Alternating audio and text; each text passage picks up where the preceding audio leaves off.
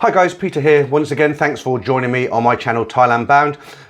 Guys, I'm recording this on a Sunday. It's a very warm day here in the UK and there's a lot of activity going on around my property. So you might hear strimmers and lawnmowers going a little bit later in. I hope it doesn't irritate you too much. At the moment, it's all quiet on the Western Front, so I think I'm good to go. Okay, there is a timestamp below if you want to jump straight into the first story, because there's a couple of things I want to talk about today. No whinging today. That's all gone now. But what I wanted to talk about was just this format of the stories again. So, you know, I was kind of thinking, shall I just read them from memory or should I continue to read them, what people send in? And I've had a lot of comments, so thank you for those, because I've had feedback and that always helps me make a decision. Now, there were quite a few people who said, I really like it when you just talk into the camera, you don't read it, because it makes me feel like I'm there. I can conjure up the images in my head and I can really get into the story. But there were many more people who said, no, continue to read them, because that way you're not going to miss any details. Everything's there. And thinking about it, that is a way to do it, really, because when guys send me in these stories, I edit them, take out any slang words, swear words, but basically everything they say is there in front of me, and I'm not going to forget it. So for the moment, I think I'm going to continue to read these stories. Hopefully you'll be happy with that. The other thing I wanted to talk about, I'm always asking you guys to send in stories. Now, I am getting very low on stories. Every time I say this, I'm probably sitting on only 2 or 3 thinking, what am I going to do next week? Because I'll run out. But I always get a few come in, and I had a couple come in this morning. But really, guys, if you're sitting on a story, please send it in, because it's what keeps the channel going for the moment until I can get out to Thailand. And a lot of people do like the stories. And as you know, I always keep everybody anonymous. Now, something else I'd like to tell you with regards to the stories that you guys submit, they don't necessarily have to be stories about girlfriends, bar girls, that sort of thing. If you've had an interesting experience, if you've gone out to Thailand, something's happened, you were scammed, or, you know, you stayed in a nightmare hotel, you know, it's just something strange happened to you that would make an interesting story, send it in and I'll try my best to read it. I always, what I always do is notify everybody by email when I'm going to read that story out. So if you're sitting on one, guys, once again, please send it in and I will be eternally grateful. All right. So without further ado, let's not waste any more time. Let's get straight into these stories. สวัสดีค่ะ Now, this first story is a little bit different from what I normally read out on the channel. This was sent in to me by a young girl. She's in her story, she says she's in her 20s. I found out afterwards she's 21. I actually spoke with her by email. I think she said she comes from Hungary, one of those sort of countries. Now, she has a passion for the Thai boxing. It's like a kid who does kung fu. You know, his dream would always go to China. Let me read out this very short story and I'll talk a little bit about it at the end, okay? Now, remember, her number one language is in English. She speaks English very well, actually, but there's 1 or 2 errors that we can overlook, okay? Right. Dear Peter, I would love to meet you one day. I really enjoy the stories, what you have read out aloud. I am a woman, 20-something, from Europe. I went to Thai boxing summer camp for a month in North Thailand. I would not like to say the name of the gym, but to tell you the truth, it is one of the most popular gyms in the whole of Thailand.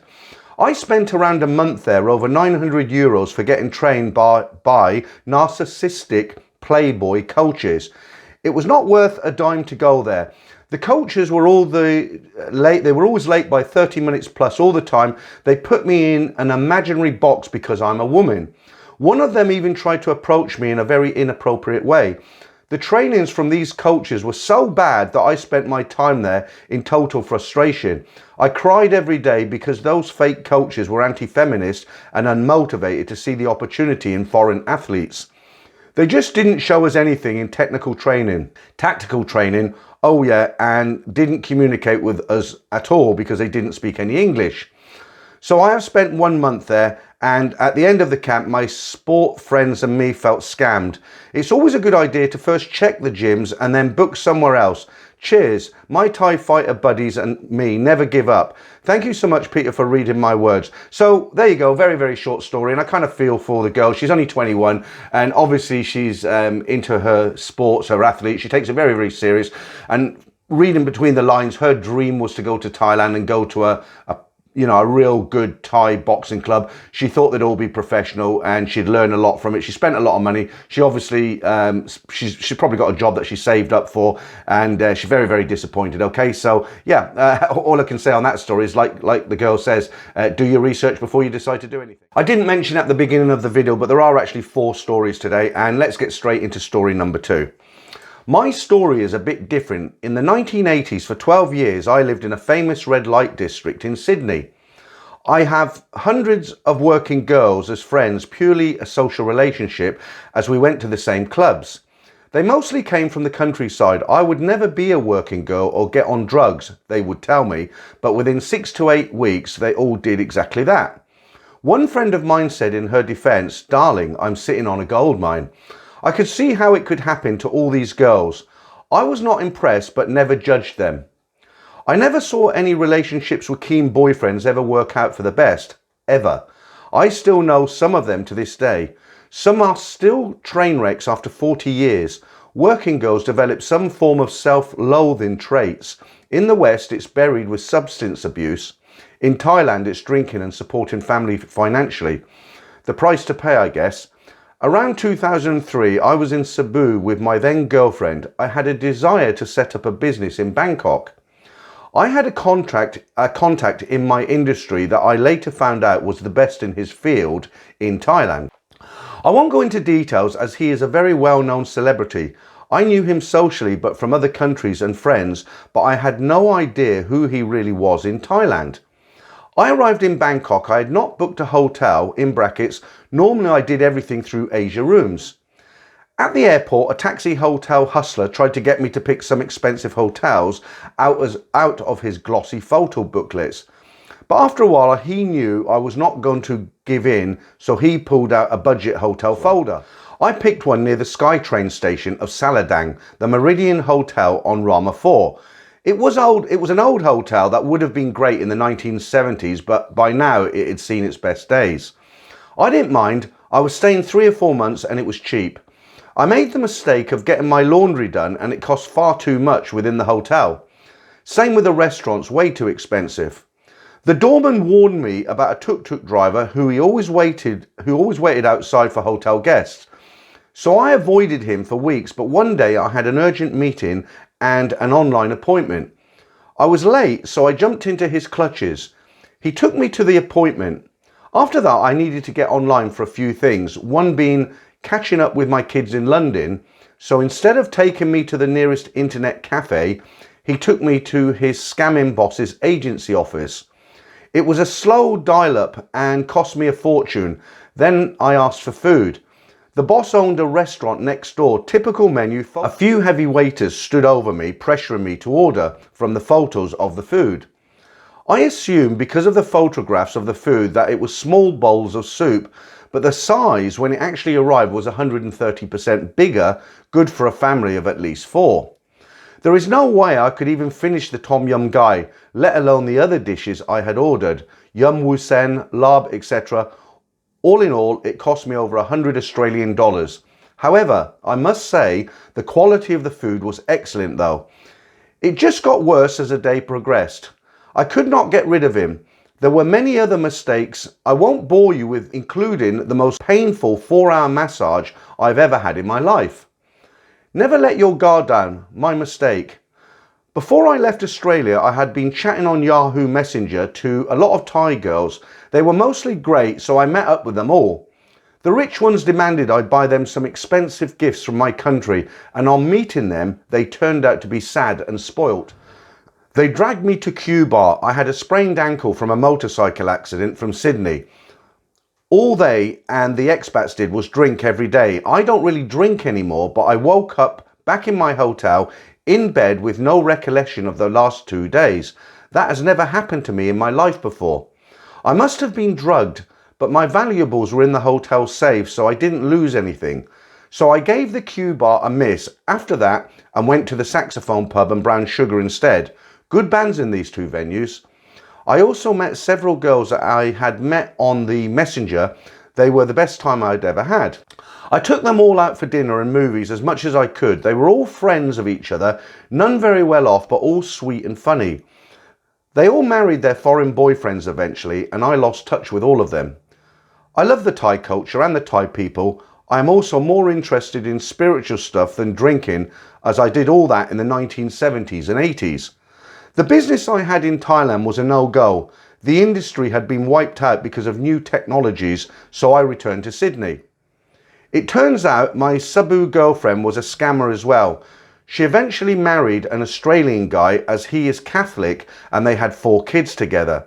We are still friends, but she blames me for the bad karma she has received since she scammed me. She saw this as her punishment. I like Southeast Asia and India. I travel there as much as I can. I will take my wife to Thailand. It took her 10 years to enjoy the Thai food, being Indonesian. I met my wife in Jakarta. We have been married for 15 years. We live in the tropics. It's hotter than every other place I have ever stayed in. I plan to retire soon, as I am now 64. Okay, before I jump into story number 3, I just want to give a personal comment here. One thing I've never understood, something I've learned over the last sort of 2.5 years of reading these stories out, I've never understood why in certain situations where the guy, no, I'm not having a go at him, I don't know all the circumstances, but in that last story, when he said the tuk-tuk driver who used to wait for guests outside the hotel took him to his boss's office, and he basically took him for the day or the afternoon, whatever it is. I've never understood why guys have not just said, no, I don't want it, clear off, because that's what I would do. You know, often when I read these stories, you know, I got in a car and he wanted to introduce me to his daughters, and he took me 3 hours out of Bangkok, and I'm thinking, well, why did he get in the car? Why did he go? It's just a personal trait for me. I've always wondered, maybe some guys can't think it's rude to say no, but that's just me. Let's get into this one now, all right? About 6 years ago, I started dating a lady who was a government employee and worked in Rayong. On my first trip back to Thailand to see her, after first meeting her, I decided to stay in a very nice hotel while in Rayong and before going somewhere else with her, in brackets, because of her kids. I stayed for 4 nights. Every time I came to and went from the hotel, the concierge would run to open the door for me. He would say things like, "Good morning, Mr. Hopkins. If you need anything of anyone brought to the hotel," in brackets again, said with a wink, "please let me know. I'm at your service, Mr. Hopkins. My name is not Hopkins, anyway, I let it slide." I would just say thanks. On my last evening at the hotel, I was being picked up to go to dinner with some ladies from the HR department of the Rayong Provincial Administration Organisation. I had with me a nice bottle of South Australian white wine, which I had brought to Thailand.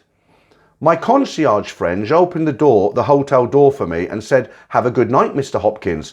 At the dinner, the restaurant was selling a bucket full of small bottles of beer for a very cheap price.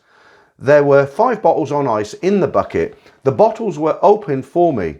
During the evening, I got through the 5 beers, in brackets again. There was a band playing and we were there for hours. I asked if I ordered another bucket of beers and I didn't finish them, whether I could take the unopened ones home with me. I was told I could. I drank a further 2 beers at the restaurant and took 3 back to the hotel with me. When I returned to the hotel, the concierge was still working, in brackets. Did he ever not work? He rushed to open the door for me. He said, "Mr. Hopkins, you leave with whiskey but return with beer." I'd actually left with wine. The next morning, I went downstairs for a cigarette before breakfast and checking out. My concierge friend was there again. He said the usual, "Good morning, Mr. Hopkins. If you need anything or anyone brought to the hotel," said with a wink again, "please let me know. I'm at your service, Mr. Hopkins." I said, "Why do you keep calling me Mr. Hopkins?" He said, "Because you are Sir Anthony Hopkins." I told him I wasn't. He told me I was. I told him that I really wasn't Sir Anthony Hopkins. He looked very disappointed. He then pointed at the 2 young ladies working at reception and said, "They told me you are Sir Anthony Hopkins." He then stormed off to reception and had an animated discussion with the ladies working there. He did a lot of arm waving. The smiles and giggles coming from the ladies at reception were priceless. They were really enjoying themselves. It was a very funny moment. I might have the same hairline as Sir Anthony Hopkins, but I don't look that much like him, and I'm over 30 years younger. I did give the concierge a tip, but I doubt it was as big as what he anticipated. I also left a tip at reception. Okay, so this guy goes into a second story, which is much longer, so I'll just continue on in. This is the same trip guy. I dated the Rayong government employee long distance for a bit over several years. In that time, I made 7 two-week trips to Thailand to see her. She could be so warm and friendly, with a love like I hadn't known before, but then instantly change into the coldest person possible. She would make me feel so small. She was very materialistic, where I am into minimalisation. The signs were there from the first time I met her. She was very much up and down like my former Australian wife, but I stupidly tried to convince myself it would work. Deep down, I think I knew our relationship would fail, but I convinced myself it would be okay and the warm her would outweigh the cold her. In truth, I think I hung around as long as I did, as I was captivated by her beauty.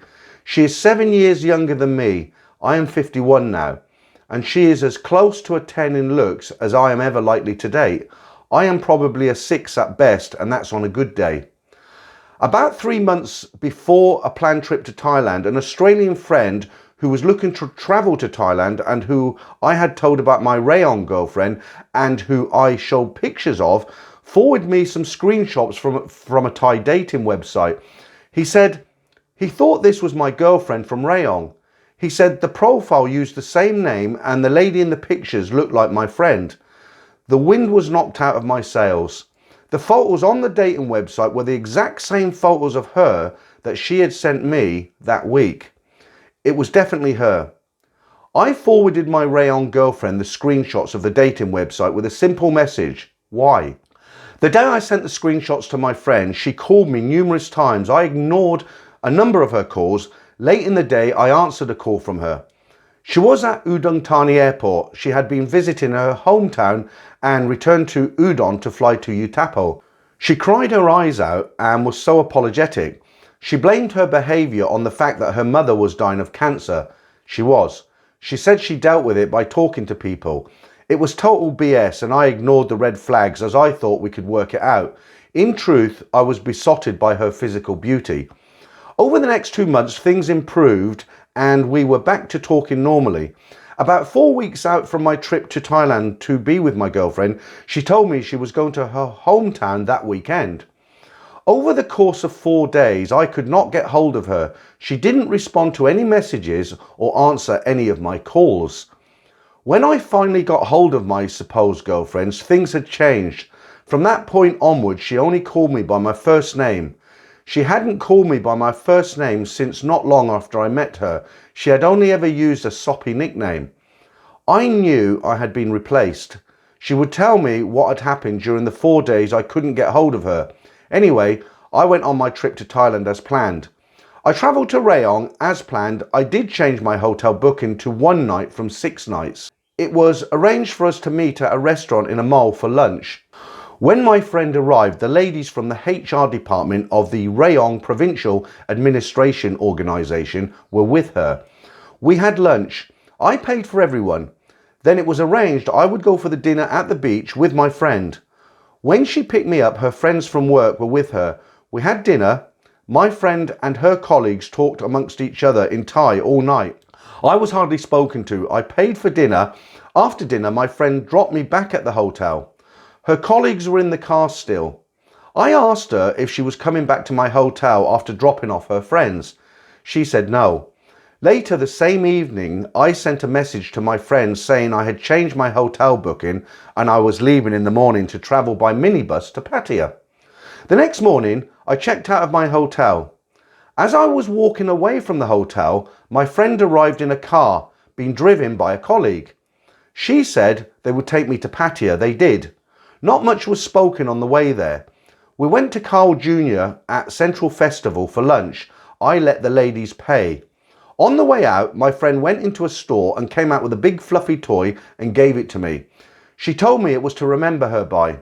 I walked the ladies to the car. I gave my friend a hug and said goodbye. They drove off. I have never seen her again. I walked to Soi 10 and checked into a hotel. I was feeling down but relieved. I felt like I had dodged a bullet. I made a plan with myself to go out that evening, get absolutely hammered and bring back some company. It had been a while. In the end, I got so drunk I was incapable of anything, so I went back to my room to sleep. The next day, I travelled to Bangkok. I checked into a hotel on Sukhumvit Road. It was one of those Holy Buddha days and the sale of alcohol was prohibited until 12:01 a.m. the next day. The bars were shut. You couldn't even get a beer from 7-Eleven. I went to dinner, had a wander around for a while, had a coffee and then returned to my room. It was only early and I was feeling a bit down and lonely. I felt like some company, the talking type company rather than the physical type. There was a massive oversupply of ladies available on the street that evening. I didn't want that. I thought I would see if I could go on a proper date with someone. Who knows where that would lead? I decided to turn on my old Tinder profile. It was a revelation. It seemed every time I swiped right, I would get a match. In Australia, I would be lucky to match with 1 out of 100 profiles. I sent a message to a match. We chatted for a short while. I asked what she liked doing. She explained in graphic detail what she liked to do and that she liked getting paid for doing it. I chuckled and thanked her for her honesty. I wished her all the best. The second match I started chatting with told me she worked in some sort of cash counting place. She said that she was at work and finished at 10 p.m. She seemed nice enough. She looked quite attractive in her profile pics. I suggested a coffee shop that serves meals on Sukhumvit Road, not far from the hotel. She said she didn't work that far away. We arranged to meet at 10:15 p.m. I went to the coffee shop and waited outside. At about 10:20, a lady walked up to me and said, "Andrew." It was my date, but there is no way that the lady standing before me was a girl in the Tinder profile pics. She was at least 15 years older and looked very different. She wasn't ugly or unattractive. She just wasn't the same person I was expecting. I said to myself that I just wanted to have some company. I thought maybe I would find her to be lovely. We went into the coffee shop. We went to a table of 4 seats. I went to sit opposite her. She sternly said, "No, you will sit here." She patted the chair next to her. I said that it was okay and again went to sit opposite her. She loudly said, "No, you will sit here," and gestured at the seat next to her. I saw that some of the Western tourists were giggling at what was occurring. I thought to myself, I would just sit next to her, have a coffee and get the hell out of here. I sat next to her. I asked her what she wanted to drink. She said she wanted a red wine. I told her that the sale of alcohol is prohibited until midnight. I wasn't even sure where we were, if the place we were in was selling alcohol. She told me she was going to have a red wine and that's final. She gestured some poor staff member over and proceeded to start yelling at them in Thai. Other people in the coffee shop were watching this. I was embarrassed. I turned to her and told her I was leaving. She followed me. Stupidly, I started walking in the direction of my hotel. She started walking side by side. As I passed a hooker on the street, the hooker smiled at me. Naturally, I smiled back. My new friend started yelling at me, asking why I liked that girl and not her. I explained if anyone smiles at me, I smile back. As we were getting closer to my hotel, my new friend asked where I was going. I told her I was going to bed. She told me she was going with me. I told her she wasn't. When we were almost directly out the front of my hotel, she asked me where I was staying. I said it was miles away. I realised I wasn't going to get rid of this lady very easily and there was no way I wanted her to know where I was staying. I asked her if she was hungry. She said yes, she was. I told her we would find somewhere to eat, have a nice meal and then go our separate ways. She agreed to that.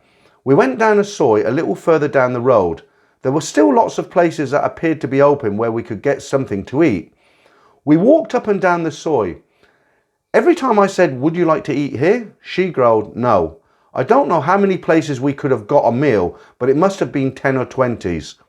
As we were almost back at the Sukhumvit Road, my friend turned and got in front of me. She got me in a bear hug, looked up at me and said, "Kiss me." I said no. She yelled at me, "Kiss me." I said no.